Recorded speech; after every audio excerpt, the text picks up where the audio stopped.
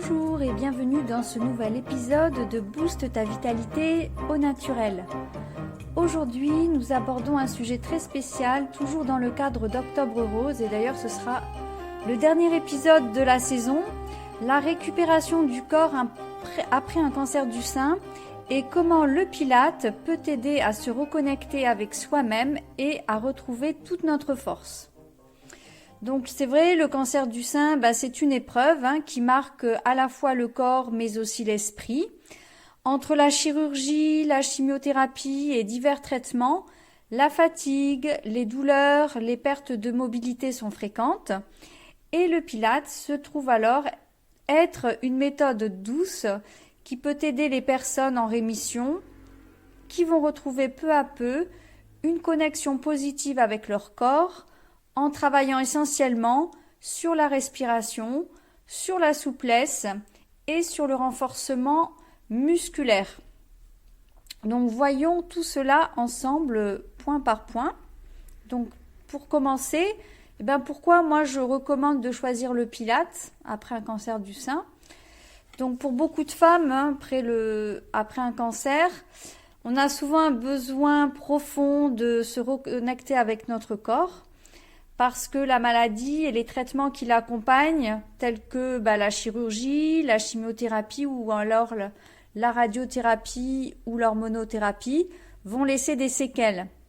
Donc ça peut être des cicatrices, une perte de mobilité dans le bras ou dans les épaules, ça peut aussi être des douleurs articulaires, une fatigue persistante qui va affecter à la fois le corps et ainsi que l'esprit.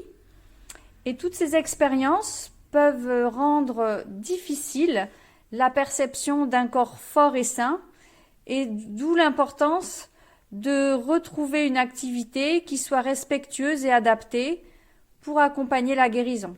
Et alors c'est à ce moment-là qu'intervient le Pilate et qui s'avère être un très bon allié. Donc pourquoi le Pilate spécifiquement? On va voir ça ensemble, ses bénéfices pour une reprise en douceur, progressive et axée sur le respect du corps. Donc la première chose, c'est que le Pilate est une discipline douce, mais très efficace pour gagner en force. Donc pour ceux qui n'ont pas pratiqué de Pilate ou qui n'en ont que très peu pratiqué, il faut savoir que c'est une méthode qui va se concentrer sur des mouvements lents, des mouvements contrôlés et qui va essentiellement travailler les muscles profonds, notamment au niveau du tronc, au niveau du dos et au niveau du bassin, donc les muscles posturaux. Donc contrairement à d'autres types d'exercices physiques, le Pilate ne va pas nécessiter d'efforts brusques ou de mouvements à impact élevé, et alors c'est ce qui le rend idéal pour celles qui sortent de traitements exigeants physiquement et qui doivent reprendre progressivement de la force sans se blesser. Donc le Pilate peut se pratiquer aussi bien au sol qu'avec du petit matériel, qu'avec des appareils. Donc comme petit matériel, on peut citer les élastiques, on peut citer les Swiss balls, et comme appareil, il y a essentiellement le réformeur. En tout cas, c'est celui que j'utilise le plus souvent au studio Vita Naturel. Donc tout ce panel de matériel va permettre une grande adaptabilité aux besoins et aux capacités de chacun et de chaque personne. Deuxièmement, le Pilate va améliorer la mobilité et va aussi réduire les douleurs. Donc surtout après une chirurgie du sein, il est assez fréquent de ressentir des raideurs dans la région des épaules, du bras, du buste. Cela va limiter des mouvements quotidiens simples, par exemple lever les bras, porter des objets ou même tout simplement s'habiller. C'est pour ça que le Pilate en proposant des exercices qui ciblent doucement toutes ces zones, va relâcher les tensions et va permettre de récupérer progressivement de la souplesse. Comme mouvement, on a des étirements, on a des mouvements de rotation qui vont aider à retrouver de l'amplitude dans les épaules comme au niveau du thorax. Et il faut aussi préciser que les exercices de pilates, en travaillant sur les muscles posturaux, va permettre d'améliorer et de renforcer la posture. Donc ça va avoir pour effet de réduire des douleurs, que ce soit dans le bas du dos ou dans le cou, et ce sont souvent des zones qui vont être sollicitées parce qu'on cherche à compenser toutes les faiblesses musculaires que l'on a. Souvent ce sont à ces endroits-là qu'on a des muscles, les muscles profonds sont souvent affaiblis. Donc une meilleure posture va permettre d'alléger les tensions, de rééquilibrer la musculature et aussi de gagner en amplitude respiratoire. Et vous allez voir que de retrouver une bonne amplitude respiratoire, ça va être important pour mieux gérer son stress.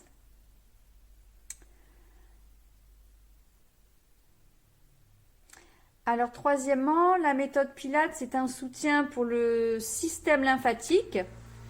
Donc pour les femmes qui ont subi un curage ganglionnaire, c'est-à-dire l'ablation de certains ganglions lymphatiques, le drainage lymphatique ne peut pas forcément être toujours assuré. Donc cela va entraîner des gonflements au niveau du bras, notamment, et c'est ce qu'on appelle les lymphodèmes. Donc pour ça, le Pilate, avec des mouvements lents, avec des positions variées, va stimuler la circulation lymphatique et va aider le corps à mieux drainer les fluides et ainsi à prévenir ou à limiter le gonflement dans le bras. Donc la respiration profonde aussi que l'on pratique dans la méthode Pilates va agir aussi comme une pompe naturelle et va aider à améliorer la circulation de l'ensemble du corps. Bon, c'est vrai qu'au Pilates, tous les mouvements se font avec la respiration et donc ça a beaucoup de bienfaits aussi sur la circulation lymphatique. La respiration aussi va aider à mieux gérer le stress et la fatigue. Donc c'est vrai, je le redis, c'est un des piliers, des 10 piliers de la méthode Pilates, le travail respiratoire. Et donc quand on apprend à respirer profondément, on apprend aussi à se recentrer et à relâcher les tensions pour aider le corps à mieux oxygéner les muscles. Et cela va directement permettre de réduire les sensations de fatigue chronique qui sont souvent liées à la maladie ou au traitement. Donc après un cancer du sein, cette fatigue peut s'amplifier parce qu'on est stressé, parce qu'on a accumulé des émotions intenses pendant la période de traitement. Et du coup, de respirer profondément et de façon contrôlée va nous permettre d'activer le système nerveux parasympathique. C'est donc le système nerveux parasympathique, c'est celui qui permet de se détendre et de récupérer. Donc en pratiquant régulièrement, vous pouvez ressentir une amélioration de votre niveau d'énergie et une plus grande capacité à gérer le stress au quotidien. Puis on va retrouver confiance dans son corps. Donc aussi, ça c'est l'un des effets les plus marquants quand on pratique régulièrement. C'est de retrouver de la confiance en soi et aussi de retrouver un petit peu, de reprendre possession de son corps. Donc la maladie, les traitements, les changements corporels liés au cancer du sein vont modifier notre perception de nous-mêmes. Et donc à ce moment-là, on perd confiance et on se sent déconnecté de notre corps, d'où l'importance de pratiquer des activités telles que le Pilates, parce que ce type d'activité va permettre d'être bien centré sur soi, d'être connecté à soi-même avec des mouvements précis. Et ça va permettre de reprendre possession tout simplement de nous, de notre corps. La quête de son propre corps est fondamentale pour se sentir bien. Et le Pilates, pour ça, c'est une discipline qui respecte le rythme de chacun. sans pression, sans jugement. Et ça, c'est une bienveillance qui va aider à se reconstruire petit à petit. Donc comme vous le voyez, le Pilate va offrir de nombreux bienfaits pour les personnes en rémission. C'est une méthode douce, c'est une méthode, une approche globale du corps et de l'esprit. Et donc c'est un choix à privilégier quand on veut aider ou stimuler la guérison.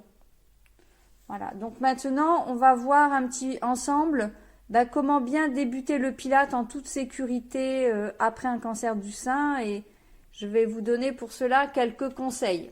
Donc si vous avez envisagé de reprendre une activité, de vous tourner vers le Pilate, prenez certaines précautions pour que votre pratique soit à la fois sûre mais bénéfique. Parce que chacun a son propre rythme de guérison, chacun a ses propres ressentis, et puis on a des limitations physiques après un cancer. Donc c'est important de débuter en toute sécurité et en respectant votre corps, tout en maximisant les bienfaits de votre pratique. Donc au préalable, qu'est-ce qu'on peut faire? C'est de consulter son équipe médicale avant de commencer quoi que ce soit. Donc voilà, on va en parler à son médecin ou à son oncologue. Et puis chaque maladie, chaque traitement est unique. On ne réagit pas tous de la même façon à un traitement. Et donc les effets secondaires aussi vont varier d'une personne à l'autre.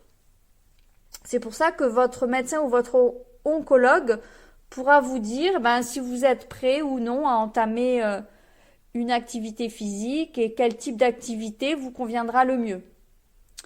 Ensuite, c'est important de bien choisir son instructeur de Pilates qui soit surtout formé aux besoins spécifiques en cancérologie. Donc ça, c'est un plus si vous avez quelqu'un qui a été formé en cancérologie pour être bien accompagné, parce que c'est pas le cas de tous les profs de Pilates, c'est pas le cas non plus de tous les coachs sportifs. Donc bien choisir avec qui on se fait accompagner. Si la personne n'a pas eu de formation spécifique, au moins qu'elle ait une expérience avec des personnes qui sont en rémission. Donc pourquoi? Parce qu'un instructeur formé saura adapter les exercices en fonction de vos capacités, en fonction de votre niveau de fatigue et aussi en fonction de votre mobilité. Par exemple, s'il y a des exercices qui ne vous conviennent pas, il saura, lui, trouver des variantes. Il pourra adapter les exercices aussi pour éviter la sursollicitation du haut du corps et donc de réduire des risques comme le lymphodème en vous proposant des mouvements plus doux. Voilà. Et en plus, un instructeur expérimenté en cancérologie pourra vous aider et pourra vous créer aussi un espace sécurisant. Et là, vous serez complètement à l'aise pour bien débuter. Je vous recommande aussi de privilégier des séances individuelles ou en petits groupes au début, parce que quand on est peu nombreux, on travaille davantage de façon spécifique et de façon personnalisée. Donc c'est important après un cancer d'avoir une attention personnalisée. C'est pour ça que des séances individuelles vous permettront, comme à votre instructeur, de se concentrer sur vos besoins à vous, de vous corriger spécifiquement et puis de vous guider dans des mouvements avec plus de précaution. Et puis alors, une fois que vous serez plus à l'aise et que vous aurez repris confiance, et que vous connaîtrez mieux, vous pourrez intégrer des groupes un peu plus nombreux. Donc ce qui est important également, ce sera d'adopter une approche douce et progressive, parce qu'après un cancer, le corps va être affaibli, il va être plus sensible aux efforts, et l'approche du Pilate qui est douce et centrée sur la précision plutôt que sur l'intensité, c'est ce qui convient parfaitement pour reprendre une activité physique après un traitement. Donc on va commencer par des exercices simples et on va prendre le temps d'exercer chaque mouvement. Donc ce qui est important, c'est la patience dans un processus de guérison. Et il faut se dire que c'est normal hein, que le corps ait besoin de temps pour retrouver de la mobilité et de la force, puisque ce qui est important, ce sera de progresser en douceur, sans forcer. Et puis, si un exercice vous semble douloureux ou inconfortable, eh bien, à ce moment-là, vous l'arrêtez, vous en parlez avec votre prof de pilates et puis il vous proposera d'autres mouvements. Donc, on l'a dit tout à l'heure, le travail autour de la respiration pour réduire le stress et pour mieux oxygéner le corps. Et puis, enfin, des mouvements adaptés pour éviter l'apparition de lymphodème. Donc, si vous avez subi un curage ganglionnaire ou une intervention qui touche au système lymphatique, eh ben, vous serez plus sensible à développer un lymphodème. Donc là, à ce moment-là, le pilate va être bénéfique pour améliorer votre circulation lymphatique. Et donc, il sera important de bien adapter les mouvements. Donc, vous privilégierez des exercices sans charge lourde en tout cas, et qui ne solliciteront pas intensivement vos pectoraux. Donc on va se concentrer sur des mouvements doux, sur des mouvements d'ouverture du thorax ou d'étirement des épaules. Donc j'en avais parlé hier dans le podcast sur le yoga et l'ouverture du cœur. Donc ça, on le retrouve aussi au Pilates, même si ça ne s'appelle pas de la même façon.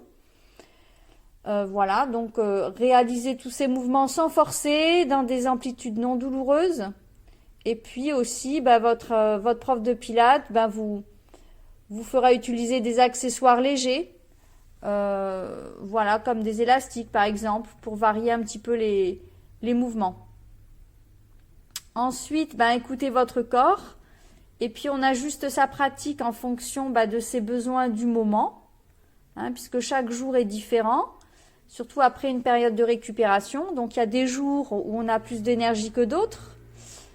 Et l'important, ce sera de ne pas forcer, d'être attentive à son corps et d'adapter la séance en fonction de ce que l'on ressent. Donc, si vous vous sentez fatigué, eh bien, à ce moment-là, concentrez-vous plutôt sur des exercices de respiration, sur des étirements doux ou sur des postures de relaxation. Par contre, quand vous avez plus d'énergie, essayez à ce moment-là des exercices un peu plus musculaires. Et puis enfin, on va pratiquer régulièrement pour avoir de meilleurs résultats. Donc en pratiquant régulièrement, mais chacun à son rythme. Donc la régularité, c'est important pour progresser. Et puis on est à l'écoute de soi aussi, hein. Il ne s'agit pas de se forcer non plus, hein. Donc, ce qui est l'avantage du Pilate, hein, c'est qu'il va s'adapter à chaque niveau, à chaque étape du parcours de guérison. Et puis, ces bénéfices, on les ressentira progressivement au fur et à mesure de notre progression. Voilà, donc c'est... Que dire hein, pour conclure, ce que je pourrais dire sur la pratique du Pilate après un cancer du sein, c'est d'abord se réapproprier son corps en douceur, à son rythme, en toute sécurité, et puis en travaillant avec des professionnels formés. Voilà. L'idéal, c'est d'essayer de faire que chaque séance, de faire en sorte que chaque séance soit un moment de reconnexion positive avec soi, avec son corps. Et puis aussi de se rappeler que le chemin vers la guérison est personnel, c'est propre à chacun, que chaque petit pas compte. Donc prenez le temps de savourer chaque progrès, si petit soit-il, et puis retrouvez votre force physique, mais aussi votre confiance et votre énergie. Voilà pour finir cette saison sur Octobre Rose. J'espère que tous ces épisodes vous auront apporté un maximum de conseils. N'hésitez pas à me solliciter si vous avez des questions. Et puis, moi, je vous souhaite tout le meilleur. Partagez aussi ces épisodes si vous pensez qu'ils peuvent aider des personnes autour de vous. Je vous dis à très bientôt pour une nouvelle saison.